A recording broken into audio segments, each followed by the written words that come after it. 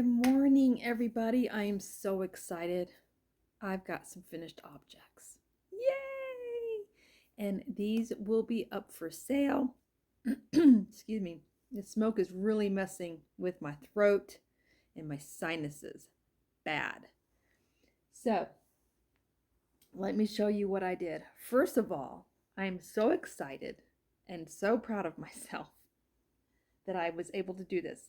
Okay, Michael from the Crochet Crowd has a video that actually posted last year, and the pattern wasn't supposed to come out until this year. And he explained why he went ahead and released it, and I can't remember why. But his tutorial was really good. I did his, he calls it the crochet braided pumpkin. And I did it. I literally did it. Here it is, you guys.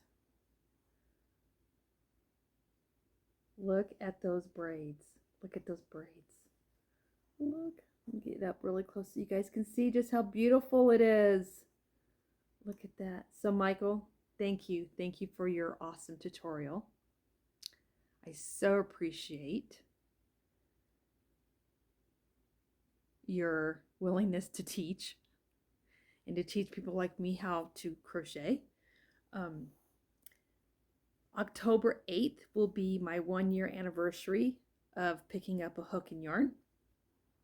And look what I did. All right, so the pumpkin is his pattern and the stem is his pattern. The leaves are from Craigie's Crochet, and the corkscrews actually pulled the corkscrew. You'll see this corkscrew pattern on several channels. This is a pretty common item. You can look these up and you'll pull a whole bunch of channels that teach you how to do these. Now, the tutorial for this actually has a crochet pattern for the corkscrew vines. But I actually had already made vines and set them aside because I learned how to make my vines, and really they're used as vines, but it's a corkscrew from Jada Stitches, and I used they're pretty much the same actually. So that's where I made these from. So Craigie's Crochet, Jada Stitches, and by the way, this is off one of her hat tutorials is where this came from, I believe. And then the stem and the pumpkin came from the Crochet Crowd. But look how gorgeous. This pattern is free, you guys. It's free. What are y'all waiting on? It's free. Now, I'm not going to lie. It's a yarn eater. I almost went through a full skein of Big Twist burnt orange is the color yarn. But it's so worth it. It's so worth it.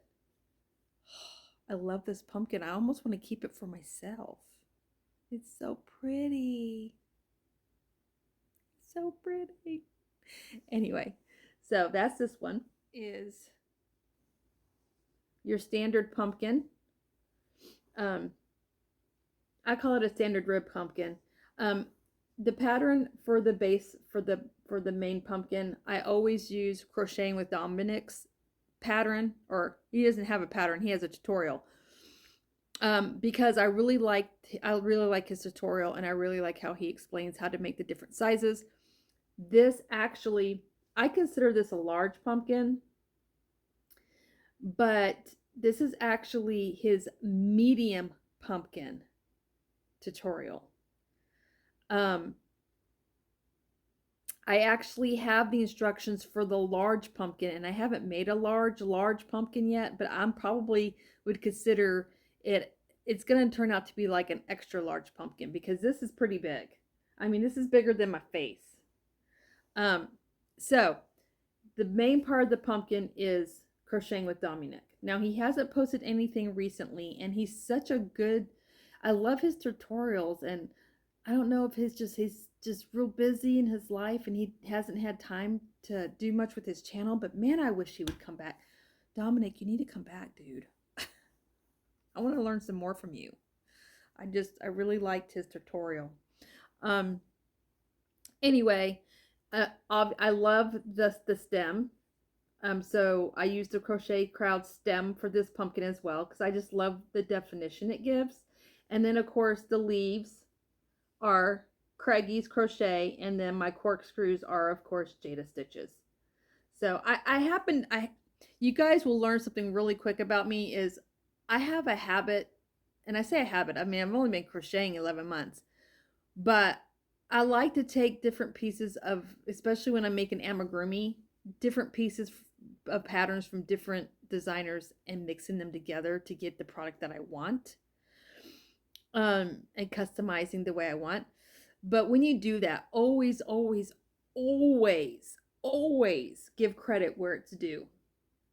All right, so this yarn, I love this yarn, you guys. Look at all those beautiful fall colors. Look at that. Now, I didn't make the ridges as pronounced on this one because I didn't want to. Not all pumpkins have those deep ridges. I like my pumpkins all to be one of a kind and a little different from each other. So this one is not as ridgy as some of my others, and I love the way it turned out. One of the reasons why I didn't make it as ridgy is I wanted you to really see all the beautiful colors. Now, there are slight ridges to it, which you guys can't really see on camera. But for the most part, it's really smooth. So the yarn made with this is by the main pumpkin is I Love This Cotton. And it is the I Love This Cotton print. This is the yarn I used. And the color of this is called Jazzed. It's pretty soft. And the purple leaves were made with Big Twist Value yarn, and the color of it is, hang on. The color, oh, grape. See, I would have gotten it wrong. The color of the leaves is grape. And then the stem is also Big Twist. And the color is Toffee. Now, when I was at Hobby Lobby, I was so excited to get the print yarns. I forgot to get a couple of solids to go with the print. Lesson learned. But I was able to find other yarn. But all of this is 100% acrylic that matched pretty well, or at least contrasted the pumpkin. So that is it. And there's the bottom. There's the top. Now, I'm going to be honest about something. You guys know how I am. Y'all know I love texture. I do. I love texture. But I'm going to be honest. And I don't always put 2 leaves. Like I said, I make all my pumpkins a little different. I love textured pumpkins. But as far as making amigurumi pumpkins, this by far is my favorite. And I'm going to tell this just the plain rib pumpkin is my favorite. And I'm going to tell you why.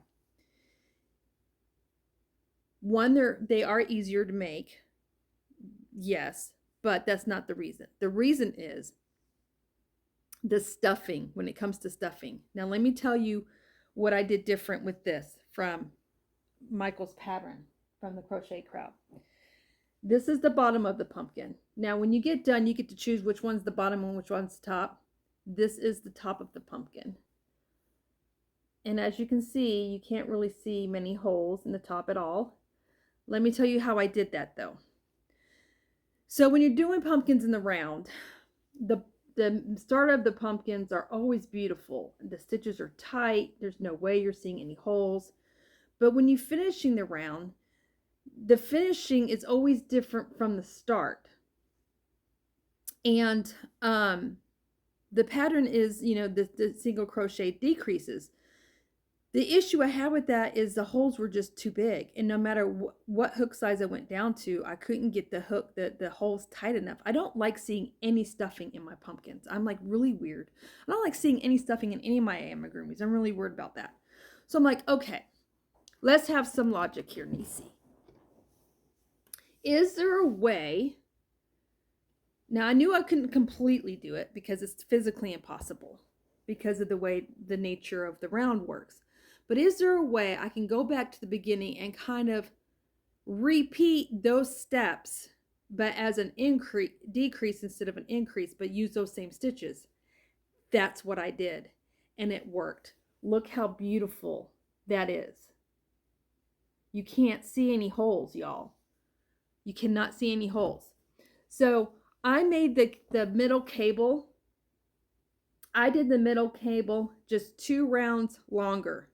And I made sure my cable ended at that point, at that crossover.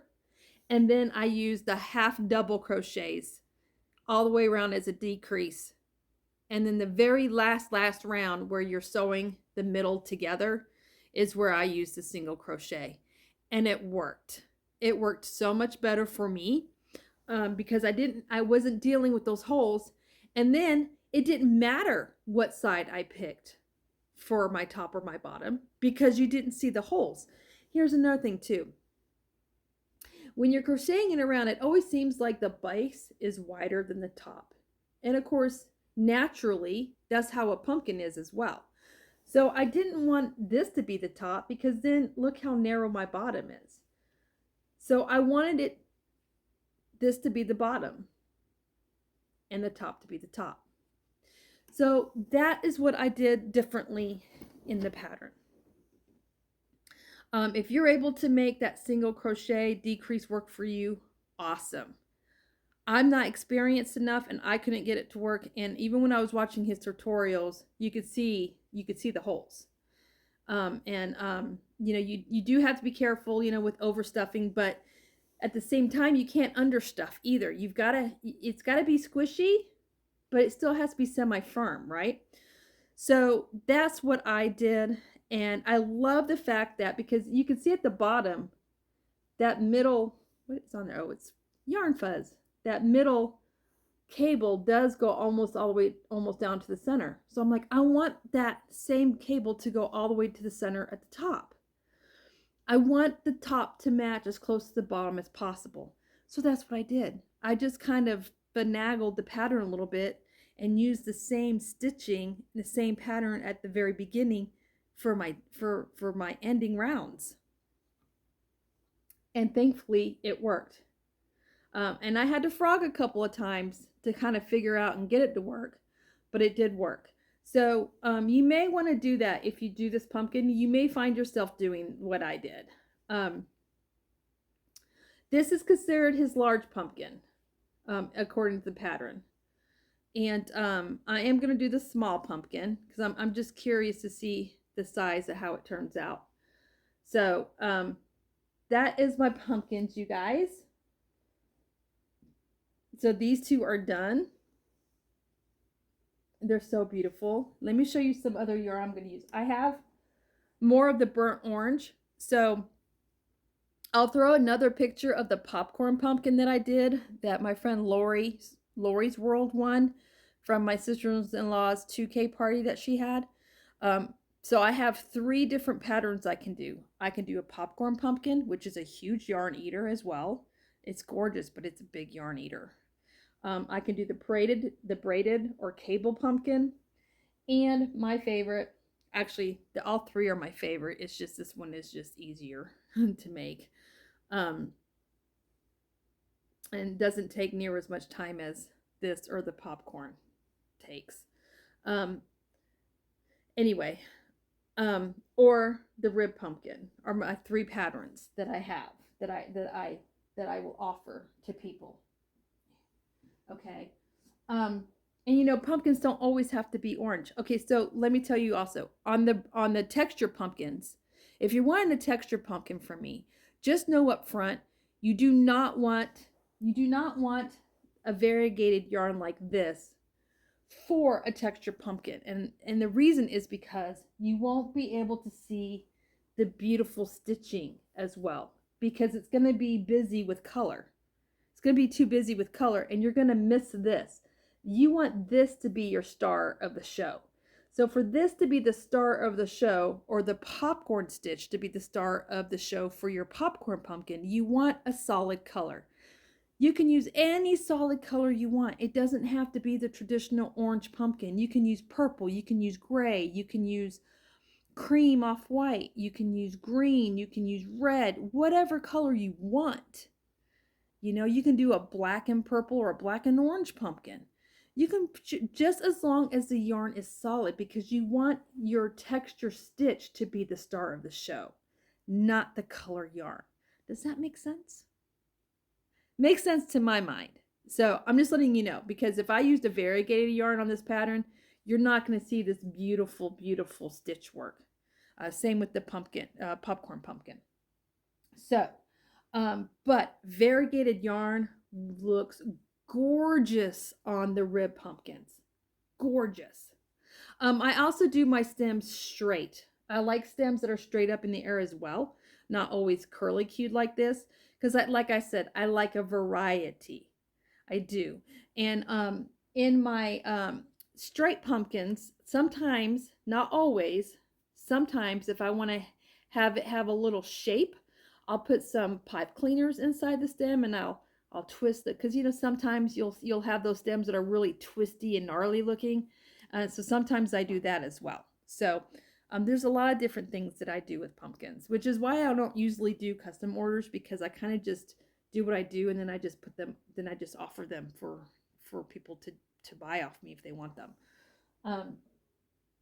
because I don't know, every pumpkin's different for me. It just depends on what I'm in the mood for to create. So that's that. Let me show you some yarn. I am going to do some more burnt orange pumpkins, because I have some more yarn I can use for that. But I purposely bought these other two colors for ribbed pumpkins.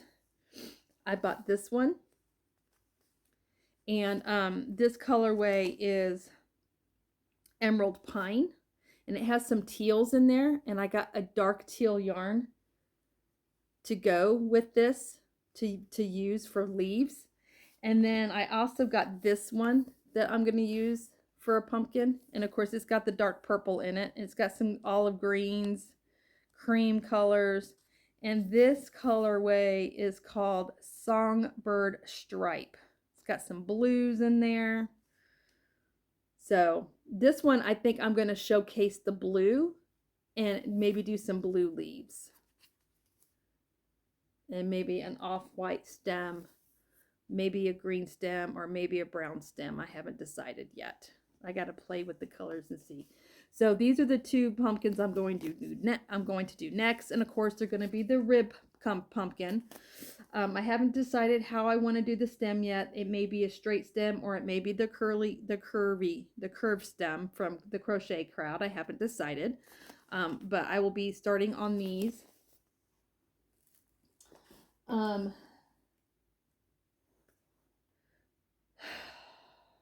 Yes, I don't know how many pumpkins I'm gonna have offered up for sale. I'm pretty much, I was gonna wait till they were all done and put them all up at once, but if I do that, fall will be over with. So I'm just gonna offer them as I get done with them, and you know, I think that's how I'm gonna do that.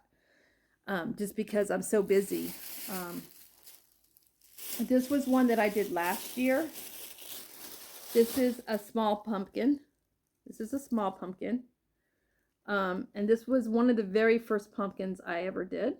And this one will be also offered up as well. And you guys can see the difference between, is what I was talking about, the ridges. This one has more ridging. See how it has more ridging? And I will be making some with the deep ridges like this as well. And then, so you can see the difference, how this one's more round and smooth and doesn't have very little, you can't really, it has ridging, but you can't really see it on camera. But it's very smooth. This one's more squished down with deep ridging. So you can see kind of just a comparison of the different styles. So I do have two different style of rib pumpkins as well. Now I try to make a tall pumpkin. I don't care for the tall pumpkins. I just didn't like the way it looked, but I think it's just because my brain just naturally likes a a a shorter, fatter, round pumpkin. I mean, even when we go pumpkin picking, that's the kind of pumpkin I pick out.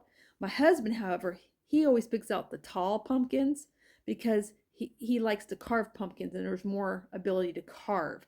And so he told me last night, Nisi, you need to get over that. There's people who like tall pumpkins. You need to make some tall pumpkins for some people. So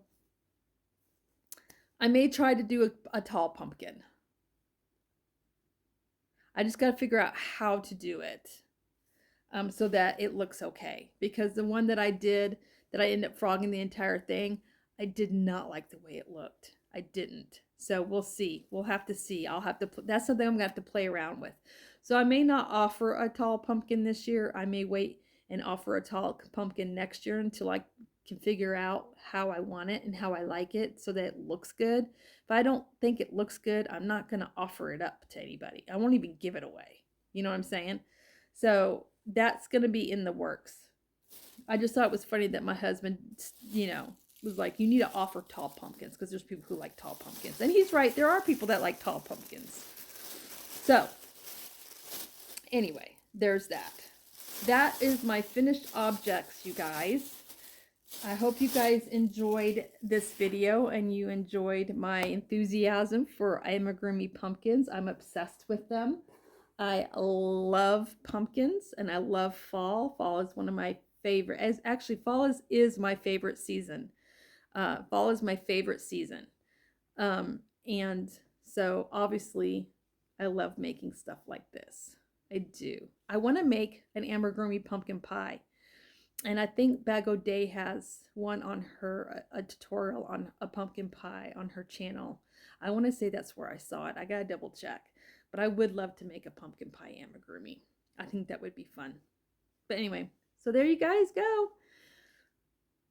I'm so excited. I can't believe I actually accomplished this. I was this excited when I did the popcorn pumpkin, but I found this really intimidating at first because it said, intermediate level. I'm like, you know what? I'm just going to give it a try because that's what Bago Day says. She always says, even if you think you can't do it, just try it. What's the worst going to happen? You're going to frog it. So I did. I did what Bago Day said and I just tried it. And I got on Michael's channel and I said, okay, teach me how to do this, Michael. He's a really good teacher. He is a really good teacher. Do not be scared to try to make this, you guys. If I can do it, you can do it. Just take it slow, take it easy, take it round by round, and you'll do just fine, I promise you. You guys, I have a ton to do today, so I've got to go. Hopefully, if everything works out well, I will see you on Thursday morning for Porch Talk with Nisi, and we'll see you guys around the YouTube streets. Bye, everybody. Always remember, dare to be you, dare to be different. Bye from Montana.